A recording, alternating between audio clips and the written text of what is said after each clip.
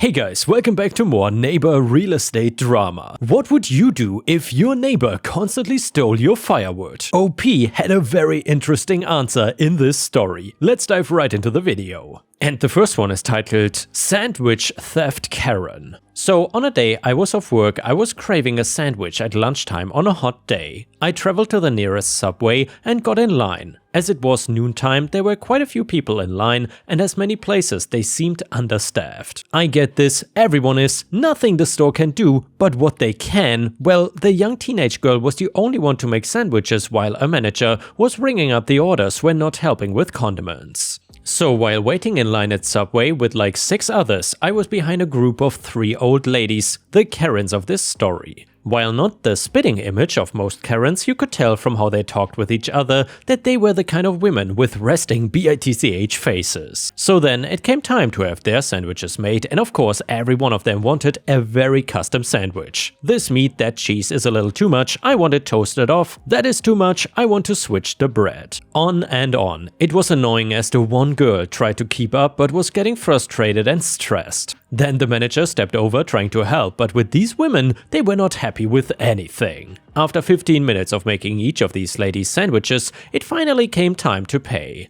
Down to the register they went as my meatball sub was quickly made and passed down. I am plain bread, meat and sauce, a little ranch, so I waited behind them. The manager rang up the old bets, and when the total came out to around $30-ish, they went off again. I'm not saying that they started to squeal, but they said, "We waited forever to be served, and then you two could not even make a sandwich. We want it free," they whined. I was fed up with it, and after it continued for a few minutes, I stepped up and said I would take the sandwiches and add them to mine. The old crows grinned and thought they had one. I paid for the 4 sandwiches now and added my drink and chips. After my card was approved and I was handed my receipt, I picked up my newly 4 bought sandwiches and got my drink. As I started paying, the old ladies went to sit at a table. After getting my drink, I headed to the door to leave with my food in hand.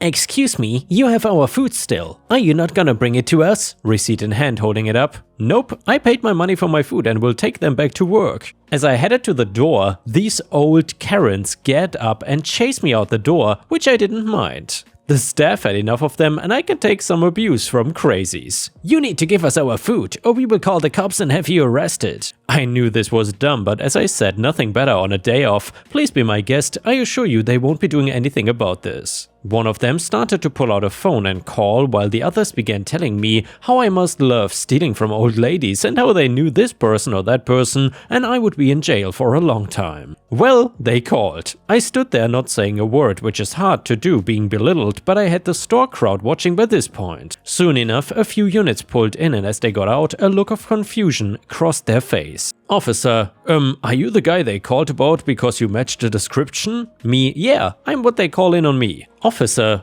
you stole their sandwiches and demanded money from them." Me, "Well, look into it. Ask the clerk and manager who paid for the sandwiches and look at this receipt." One officer walked in, spoke with the store and watched the video, while the other listened to these women insinuate that I took the food from them. The shock was priceless once the other came out and confirmed I paid for them, and the store also wanted the 3 trespassed for a disturbance. I was released to leave but decided to go back in and eat. The 3 were banned and left with an even more sour look, and the manager brought over a cookie, telling me it was on her. And yeah, ripe stars, that is exactly how you should deal with Karens in a public setting. Props to OP.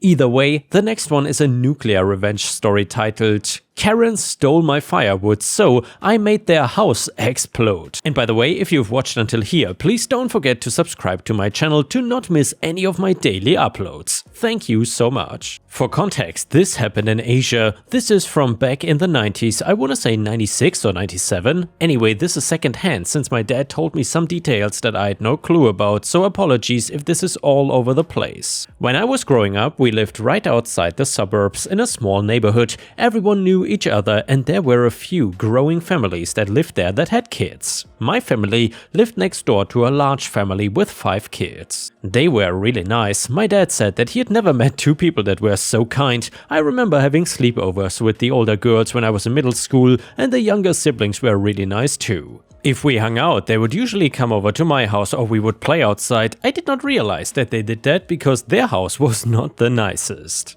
Well, my dad told me this past weekend that the father was on disability and the mom would take some jobs that wouldn't have her go too far from the house just in case something happened. We had another neighbor, let's call her Karen, and she was the worst. She always had something to say about how someone's grass was getting too long or if someone's dog was barking too loudly. She even came out to yell at me and a group of other kids when we had the nerve to ride our bikes down the sidewalk and near her house. We didn't go into her yard or something, she just did not want us anywhere near her home or the surrounding area. My parents and the neighbor's parents tried to be nice to her, but even when I was younger, I could tell that Karen just got on everyone's nerves. And apparently there were other things I was not privy to know in my young age that she had done in the past, some of which makes the incident my dad talked about make much more sense. I don't want to get too far into this, but basically, Karen's family was fairly rich and corrupt. They were known for essentially being human traffickers and being involved in illegal prostitution too. However, where I am from, you basically have no chance against such a family. They are too powerful and too well connected. Anyway, the family I lived next to did not have the nicest house, and one of the things they didn't have was central heating system. They relied on a fireplace to heat up their home, so they had a large wood pile on the side of their house that they made sure was stocked up before the temperatures began to drop. In order to help them out, my father, who was a contractor, would take any unused scraps of wood to help with the kindling and would try and get deals on a few large logs that he would cut up for the family, just so they had a little extra. He claimed it was making sure that nothing went to waste, but I know he just really wanted to support this family and make sure the kids I played with were warm during the winter. The winter that year was rough. There was a decent amount of snow and freezing rain that made it hard to travel. My dad made sure the neighbors were fully stocked with firewood just in case he couldn't make it out to his workshop to get them some more. The neighbors were grateful, but I remember one day the mother came over to our house to ask my dad something. My dad told me last weekend that she noticed some of the firewood was missing from the pile she had made the night before to bring inside and wondered if my dad had taken some of the logs away as there were footprints in the snow behind the house. He said he hadn't and checked out the footprints. From the way the snow had settled, he couldn't tell where they had come from, but told my neighbor's mother to let him know if there were more the next day. There were, and the footprints kept appearing while firewood was disappearing. So now my dad knew that it was most likely Karen. She had been bragging just before winter about the fireplace she had built in her home. My father, being the type of man to tackle things head on, went to her directly to ask her if she had stolen the neighbor's firewood. She denied it vehemently, amazed that he would even suspect her of something like that. My dad tried to spin it that because the wood had come from his business, if she was stealing it from the neighbors, he would find a way to fine her for theft. Karen did not buy it, claiming that if he tried to bring her to court over literal wood, she would have sued him so fast he wouldn't know what to do with himself. I remember how upset my dad had been the days after he talked to Karen, and he had told me that in the past she had pulled a similar stunt with lawn decorations that we'd had in the front of our home. She denied taking those too until my dad saw them on her porch, so she was trying to cover her tracks as best as she could this time around. The other members of the neighborhood had also talked from time to time about lawn tools going missing and other outdoor decorations disappearing without a trace. Even if they showed up on Karen's porch or in her yard, they had no proof that she was the one who took them, and no matter how many times they would confront her, she would claim that she was being discriminated against and would threaten to sue. At the time, my dad had told me that he had figured out some way to get back at her and that he would do it in a way that she would never forget. I did not find out until this weekend exactly what he had done, and everything clicked into place from what I remember happening all those years ago. So, from what my dad just told me, he had some experience in demolition before he became a contractor. The day after his confrontation with Karen, he braved the harsh weather to get more logs and firewood from his workshop, but also grabbed a few things he had left over from his construction and demolition days. That afternoon, he took a piece of firewood that he had hollowed out and literally rigged it with a small explosive. Please note,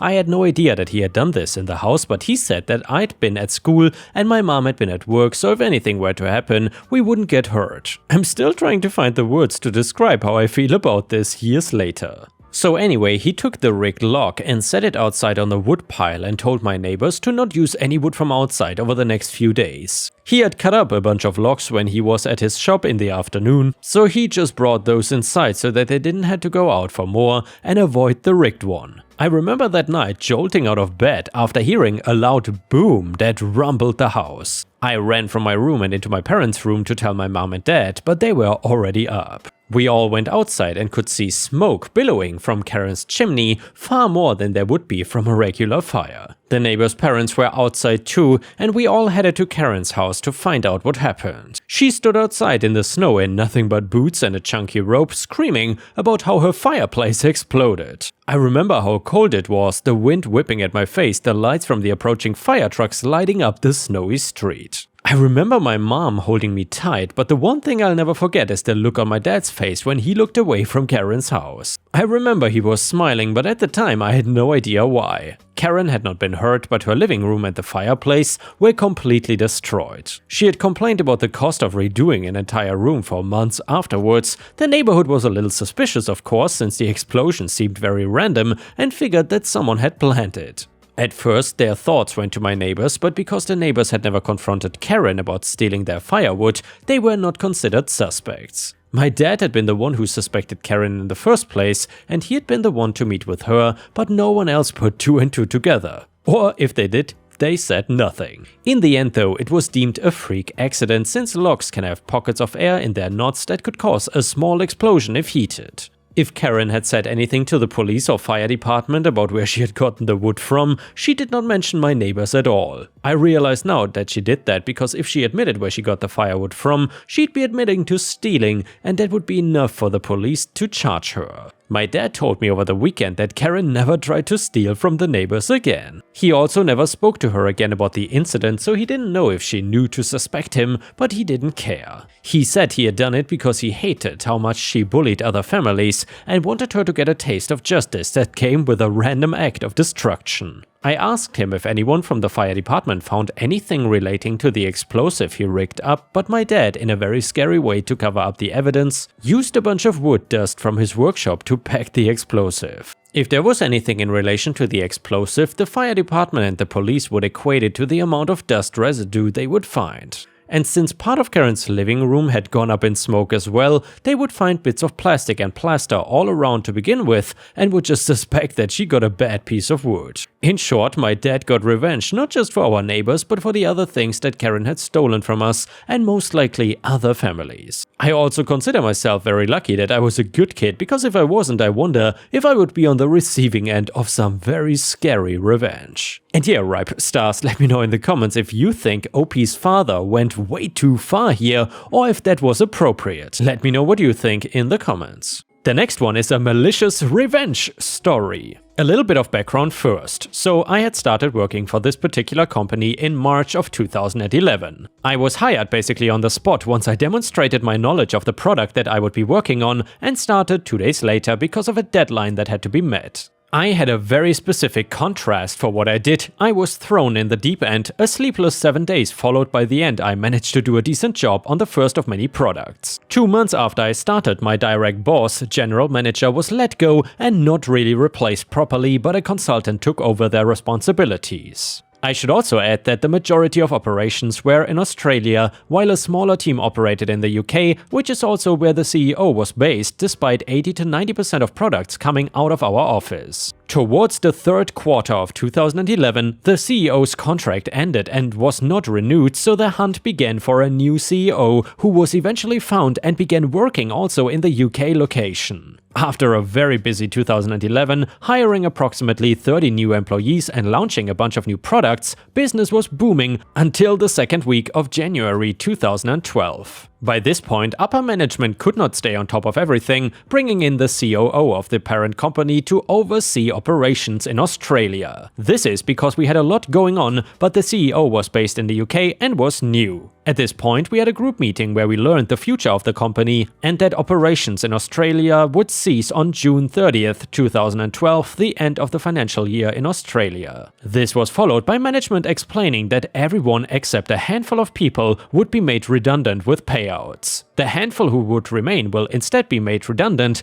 after finishing their projects at the end of 2K12. So, over the next 5 months, as operations were slowly winding up and people started to exit the company, I had lined up a few job interviews, and one of these was my dream job, based in Europe, working in the exact field I wanted to be in. I kept this quiet, telling only a handful of my closest friends at my still current job. The recruitment process took quite a few weeks, many late-night Skype interviews, general chats. It was a big job and a massive interview process, and towards the end of May, I'm still in the running for this dream job, and by this point pretty much everyone knows wishing me luck. Around comes the start of June, and everyone starts to get their redundancy letters giving them 28 days of official notice outlining their pay schedules and all legal entitlements. When I say everyone, I mean everyone except me. I find this very strange, but quickly realize it's because if I hand in my notice, I won't be entitled to a payout and the company gets to save a few $1,000s. So that's where my malicious compliance kicks in. I keep quiet and I don't say anything. By about the second week of June, I find out that I did not get my dream job, and I tell one other person but make sure they don't tell anyone else. So fast forward to the last week of June, and now there's just 7 employees, including me, left in the office alongside the GM, COO and CFO.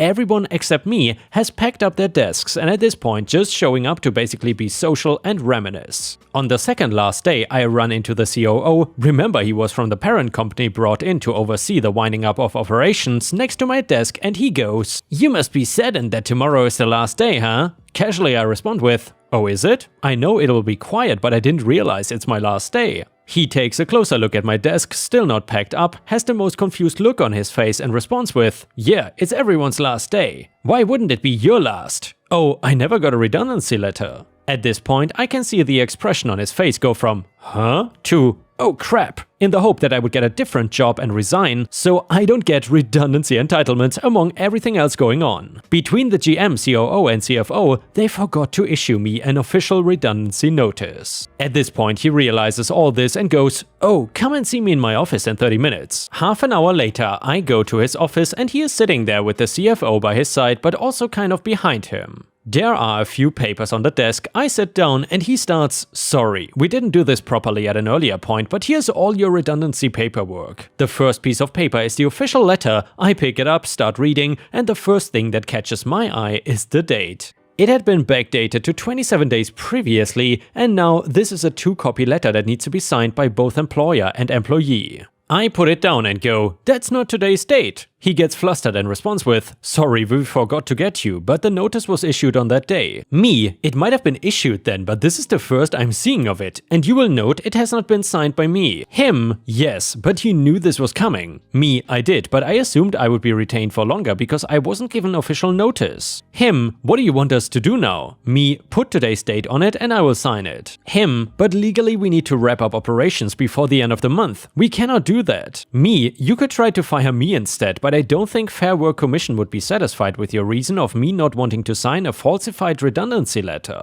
By this point, he's very flustered. Meanwhile, I'm just laughing my butt off in my head. Him, "Okay, let me change this for you." He disappears, comes back with another copy with the correct date. "Okay, here you go." Me, "I'm not signing this yet." Him, "Why not?" Me, "Well, I've got 28 more days of legal employment now, which means I'm owed an extra day and a bit in annual leave in my final pay schedule." He looks at the CFO and the CFO looks at him and nods in agreement. He changes my payout schedule, adding another day of annual leave to it, prints it out and hands it to me. I carefully look over everything and it's all in order now. I sign the paperwork and we both get copies. Him, "So what will you be doing here for the next 28 days? Me, "Nothing. I'm not coming back after today." Him, "But you're legally employed for another 4 weeks. We cannot be paying you for nothing, right? You should help out the IT guy and pack up some boxes." Me, "There's nothing in my contract about packing up boxes, so I won't be doing that. Also, if you read my contract, it says I'm employed to work on this one specific project only, and any other work outside of this needs to be agreed on separately. And since you sold my project to the competition yesterday and it's no longer at this company, I have no further contractual obligations to fulfill." By this point, the CFO is barely holding in his laughter.